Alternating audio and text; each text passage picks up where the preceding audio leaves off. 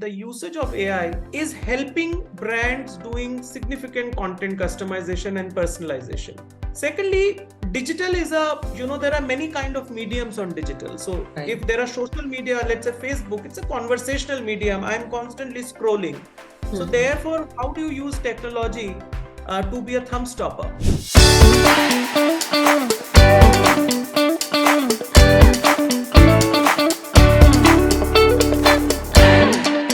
Welcome to another iconic episode of Icons Behind Brand, which is your window into the world of marketing legends. And today we have a true industry titan with us, Mr. Raja Chakraborty, who is a head of marketing, SAARC and C Global P&L head, male grooming sector, international business at Imami Limited. I welcome Mr. Raja to Icons Behind Brand. A very warm welcome to you here. Thank you so much, Devleena. Thank you. Mr. Raja, vast experience and various industries. So I want to understand first for our viewers about your background and about your professional journey. If you just brief us about that would help me and my viewers to connect the dots, and then we can move forward towards your journey. Sure. So, Devleena, I have got around 25 years of experience in the field of sales and marketing, largely in consumer goods and mostly in FMCG. Okay. That's been my background. I actually started my journey with a company called Balsara, Okay.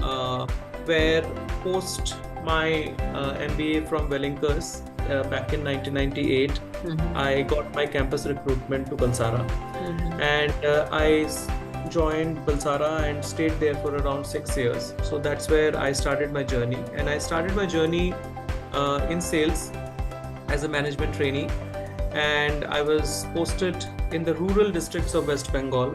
I must say that that stint, and especially my sales stint, and especially being, I'm a guy from Bombay being posted in a really, really rural belt, was a very humbling experience. And my first experience as a human being, I would say, as a student who got into the professional world, especially the world of business and world of management, I think my first big experience was that you have to give up all your ego, you have to give up all your self-ego, and you have to believe, especially when you're trying to sell something to somebody, you have to respect that individual without having any ego. Where do you come from? How much educated you are? What's your family background?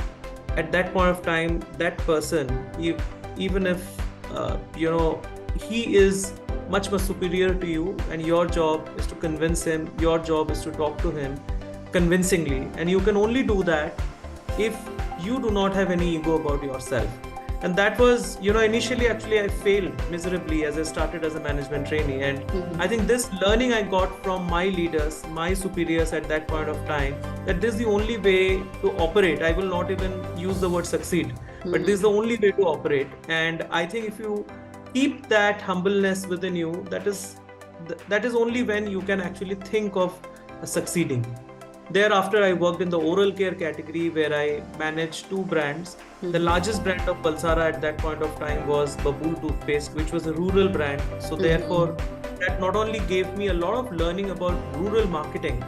I did a lot of work on rural marketing front, whether it is mapping all the fairs and festivals that happens in India, mapping the various wholesale hubs of India. So I think it gave me a very, very good understanding of India. And I also managed a brand called Meswak, which is there, still there in India. Yeah. So I was the head of oral care at Balsara. From Balsara, I moved to a company called Henkel, where I worked in detergents category. I managed a brand called Mr. White, which is more south-focused detergent brand, but it was a very, very interesting experience, especially at a time. I managed the brand at a time where there was upheaval in the detergents category, because Tide as a brand, it reduced its prices to half. So this was around 2004-2005, where P&G took a absolutely disruptive strategy of price disruption. So Tide used to be priced equal to Surf, and now it was half of SAARC. So that completely put all the brands into a completely different gear. And how do you deal with business at that point of time was my challenge. And I think I was able to do some good work with Henkel. Post which I joined Nerolac Paints, which is non-FMCG but consumer goods.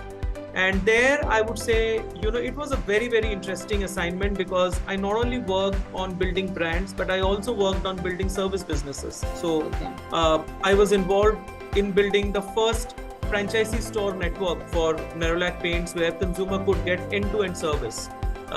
Right from, you don't need to contact any contractor, painter, anybody. You just walk into our store, pick your paint, and then your services will be taken care of. So apart from building brands, and I played a very critical role in developing the premium emulsion category at Nerolac with a brand called Impressions, which is still there and a very large brand with Nerolac, and a brand called Beauty.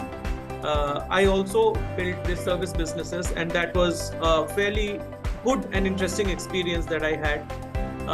And Nerolac, I would say, in my journey played a role where, because categories like paints is very unlike FMCG, where it is not just about advertising, and it is basically a direct to consumer. FMCG is absolutely direct to consumer. The interface between the consumer and the brand is only a retailer.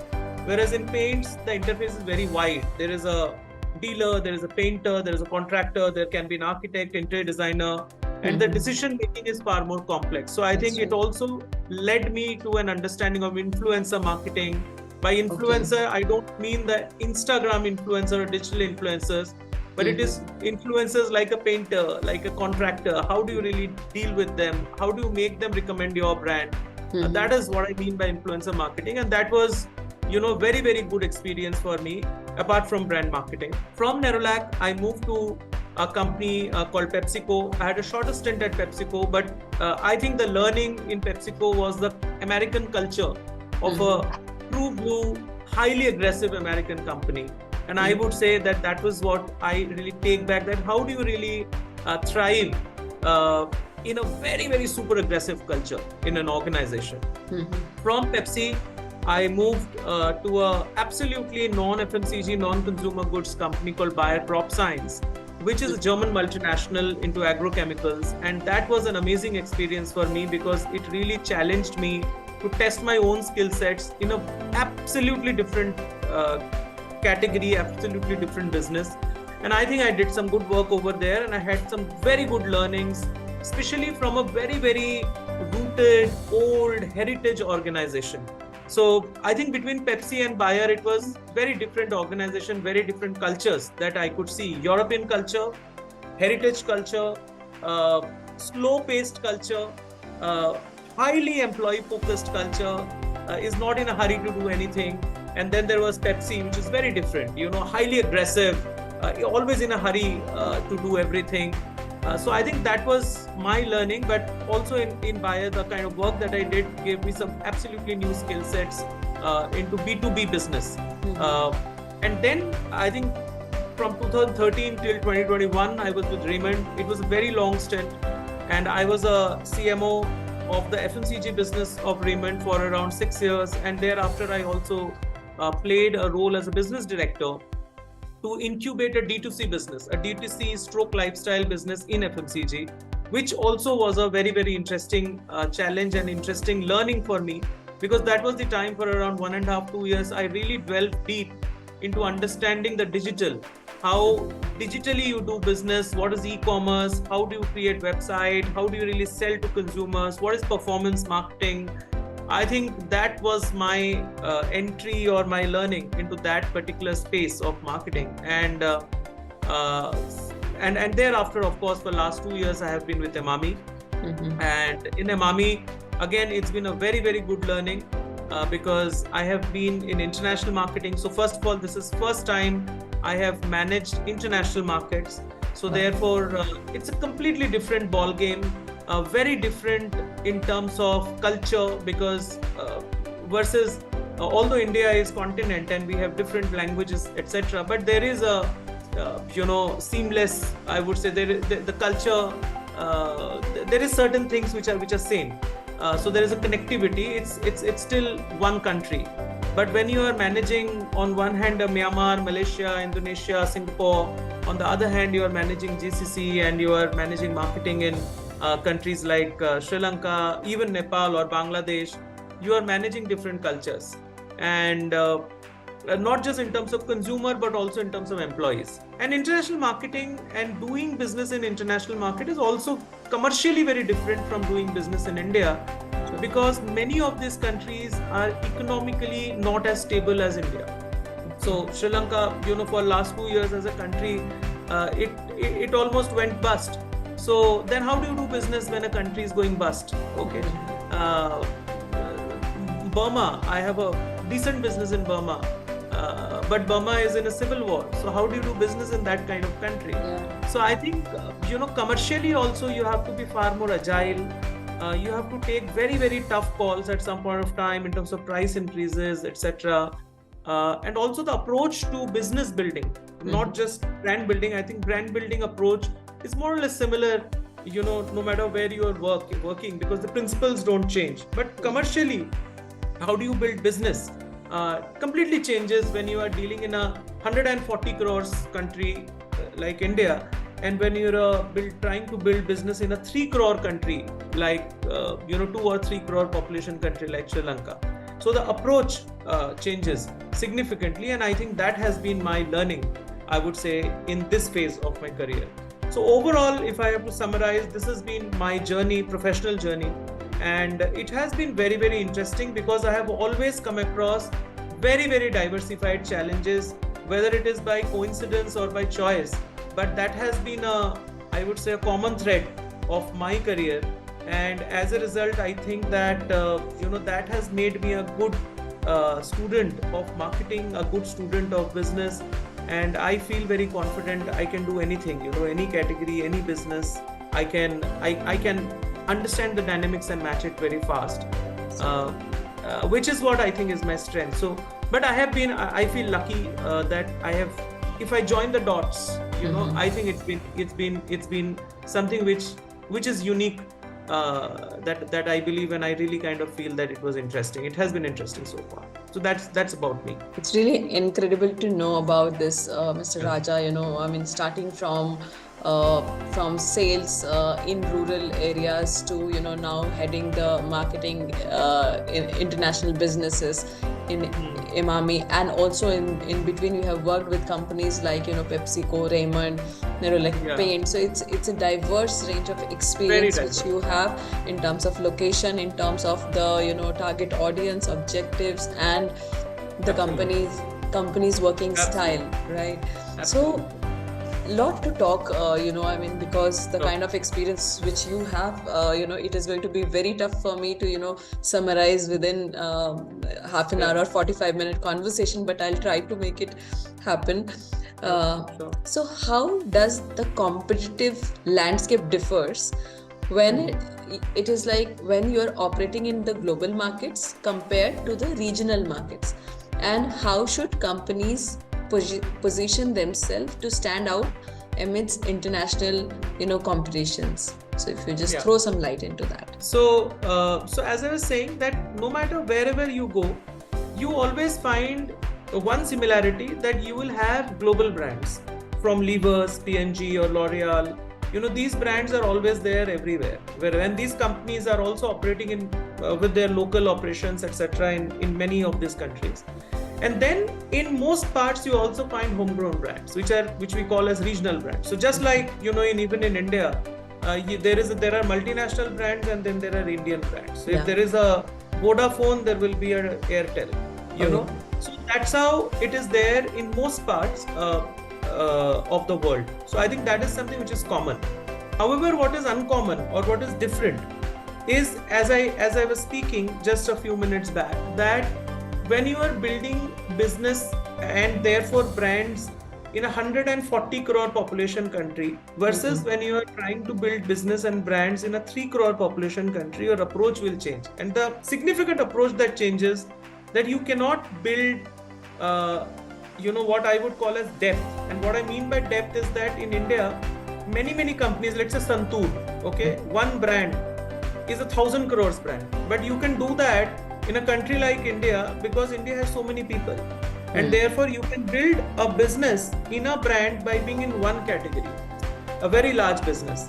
But it may not be possible, that approach may not be possible when you are dealing in global markets, especially in markets of small population. Maybe you can leave aside a US which is still large, or some countries like, let's say, Indonesia, which is still around 20-30 crores population.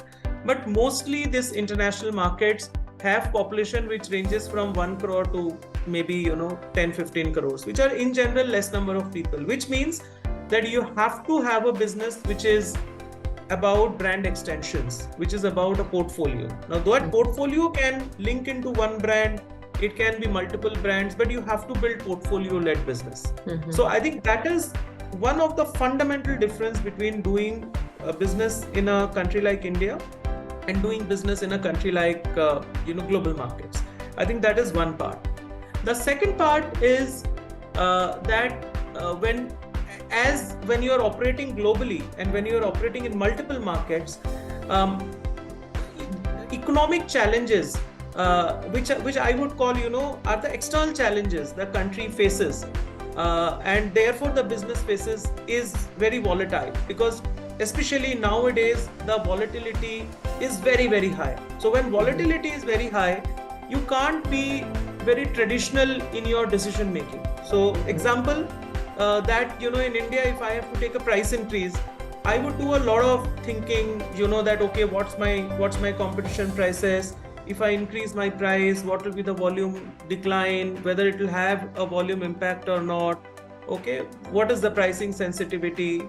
But when a country is going through triple digit inflation, then you can't apply that kind of principle.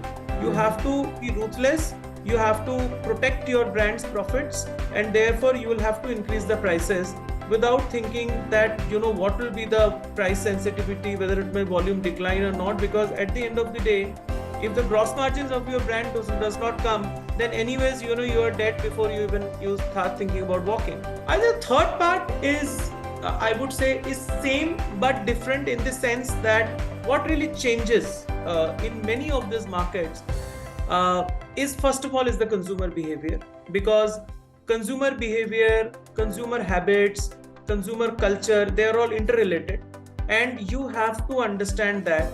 So even if you have a very strong brand in India positioned in a certain way, does not necessarily mean that it will succeed in that same way in another market. The other thing is culture.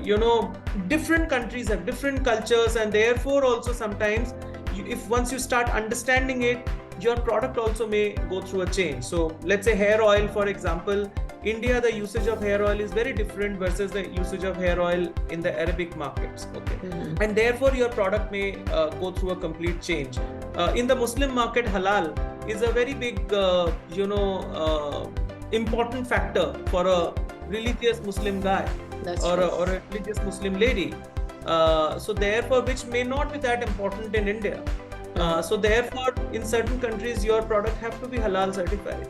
So I think therefore understanding the culture, and that then has an impact in terms of what kind of communication you're doing, what kind of product you are making. It has a complete impact on that. So I think that's the difference. So working in India in that sense is far simpler versus when you are managing global markets and working in multiple countries. It becomes more complex. So you spoke about being agile, being ruthless, and being flexible in this market is extremely important. So that's how you adopt different culture and you adopt different technology. And when it comes to marketing, we cannot escape the fact of adopting new technologies. Okay, so it goes hand in hand, and that's how you move ahead and you be ahead in the curve, right? So So let's talk about AI, because that has been the buzzword and the talk of this time.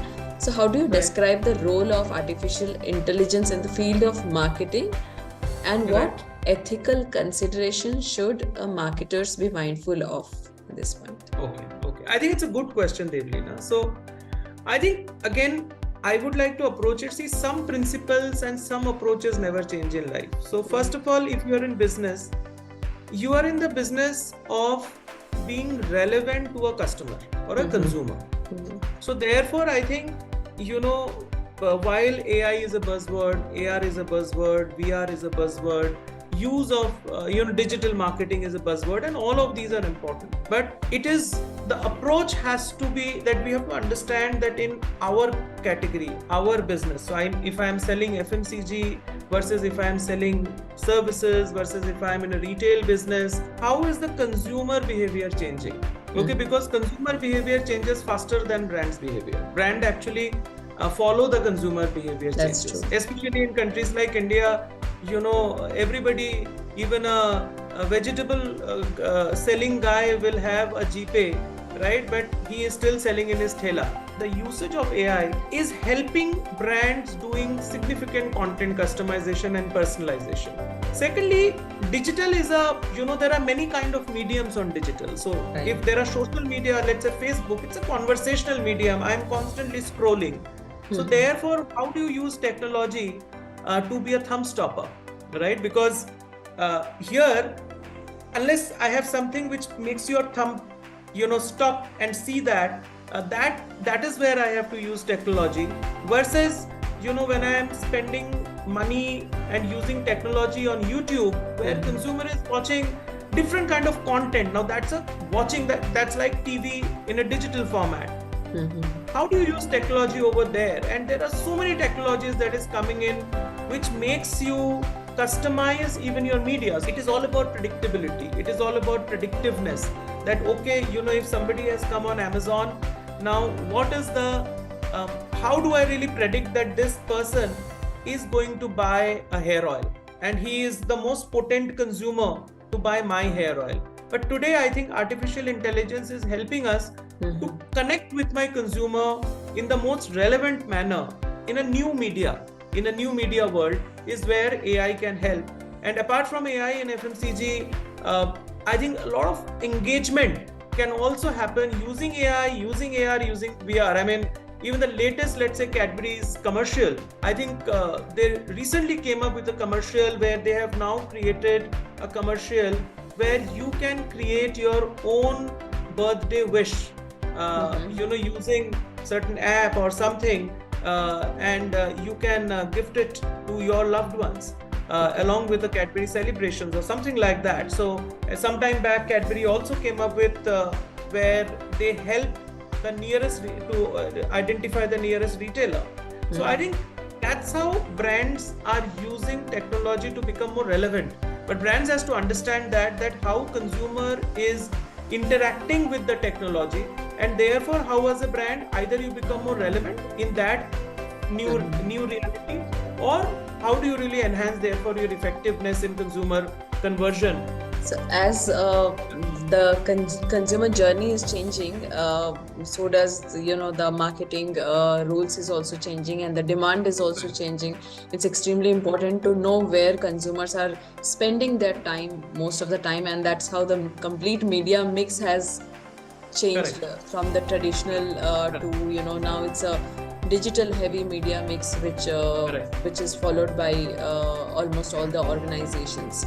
Right. Absolutely. So how do you strike a balance between, crafting a narrative that resonates emotionally and staying aligned with the brand's core value and messaging, which is extremely important to, balance the right brain and left brain when it comes to marketing message.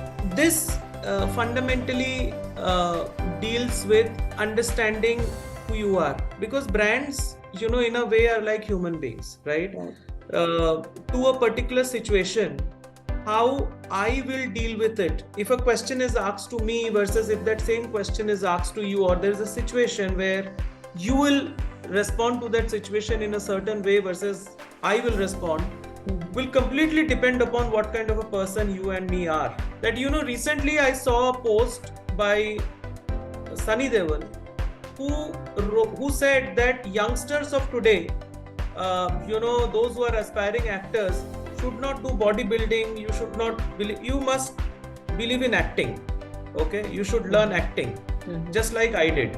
Okay, but the fact is, that this does not resonate with the brand identity of Sunny Deol, because Sunny Deol has never been a good actor.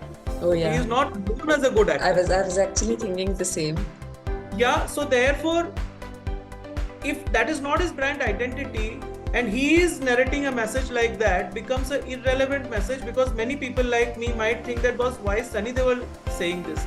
Rather, Sunny Deol should be talking other things, right? I mean, if you look at Salman Khan, I think Salman Khan, the way he manages his brand and versus Amir Khan, the manages his own brand, they are very consistent, right? Yeah. One is a Robin Hood imagery, and another is an intellectual imagery. They know their lane, which lane exactly. they're in. So they know their lane, they know their limitations, they know what they are and what they are not, and they are maintaining that image very consistently.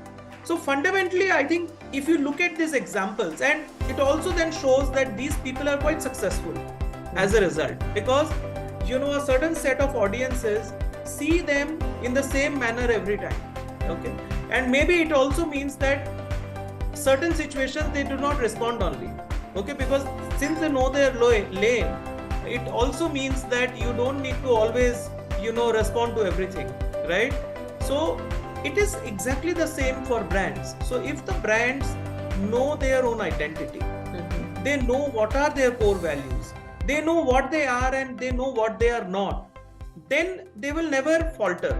The problem with brands is that companies, brand managers do not put that effort in crafting that. So in one word, it is understanding your own identity. I think that's the most important thing here, is like know what you are supposed to do and know who you are and know where you are not supposed to respond. So that is also extremely important. What not to do, if you know that, it's pretty clear that what you're supposed to do here. That goes very well with the human as well as the brand, because the core philosophy is same. Right. Absolutely. So, in this fast-paced world of marketing, how do you cultivate and maintain a sense of inner calm that empowers you to lead with clarity and confidence? So, I think, if this question is from the perspective of that, how you as a marketer, have that sense of inner calm. When is inner calm not there? It is not there because you have some fear. If you are open to the changing world, the changing realities around you, and you're open to accept that if you don't know anything, and what you know, but what you don't know, that also you're open to accept that, and you are open to learn newer things, then I think you will always have that inner sense of clarity and confidence. So this is going to help a lot. We have the audience, which is, which could be either the B school student, they are the aspiring marketing professional, also from the junior to senior level of marketing professional, they watch this episode. So I think this is going to give a lot of clarity that, you don't have to pretend who you are not, but just be real. Who you are. And you have mentioned it very clearly that, see, to maintain a sense of calm, the fundamental is, that you have fear, you have an anxiety of uncertainty, and the uncertainty is natural, but when you don't know the things, that's when the fear comes. And more than that, when we don't accept that we don't know, that creates the anxiety. Absolutely. And this is human philosophy, right? It is true for everybody. And I think if you believe in this, you will have far greater confidence, clarity. Sometimes you may also believe that at certain stage, you may also believe that, okay, I do not know. Then you do something else, which you know. Because you accept, but you accept. You accept it. So I think that sense of acceptance has to be there. So that is what I think is very, very important. Being very genuine and authentic to yourself first, and that's how it reflects to your team and your other stakeholders, and that's when you look confident. And most of the time, how leaders like you who have spent significant years, they are confident because they have accepted the fact, this I know, this probably I don't know, but I'm ready to learn. Forget about me, I am nobody. But I think if you listen to any great leader, you listen to Mr. Narayan Murthy, you listen to anybody, I think at the end of the day, when you grow up the ladder, it becomes even more important than that you have to deal with people. You do not know everything. And but you still need to know some things, because if you have to work with them, you have to know that what they are doing. Yeah. And the fact, this fact makes it very clear to accept the things like when there is a universe. So the fact is like there is whatever you know, it's always less than whatever you don't, because the universe is vast. Absolutely. So you cannot say that I know everything, or you cannot feel that I know everything. It's always that what I don't know is much more than what I know. So what is your message for our aspiring marketing professional, Mr. Raja? So I think, first of all, the first message to any aspiring marketing professional is that if you want to become a marketing professional, then you will have to do what I would call hard work or dirty work first. You have to be ready to do that. So I think it's very, very important that, before you sell to a consumer, you have to first of all learn to sell to a retailer, and you have to work in the market. I think unless you do that, you will never have the right start. So that is what I think is the first message that I will have, that you need to work really hard. You need to dirty your hands. You need to be in the market. Just like for engineers, they say that you have to be in the shop floor. For a marketing professional, you have to be in the market to start off with. Awesome. So here, push yourself to be in the uncomfortable zone is very important, because that's where the growth lies, and that's where that is called the growth zone. And if you're not pushing yourself by your will, you will be pushed anyways. Sooner or later. Right? Absolutely. So I think we have gathered, a lot of, informations and insights from you, Mr. Raja. I mean, it was incredible having you in the show. So much experience, and it's a real experiences which came through this conversation. And I'm glad you have accepted for this invitation of being here on Icons Behind Brand. It was amazing having you. Pleasure is all mine, Devleena. Thank you so much.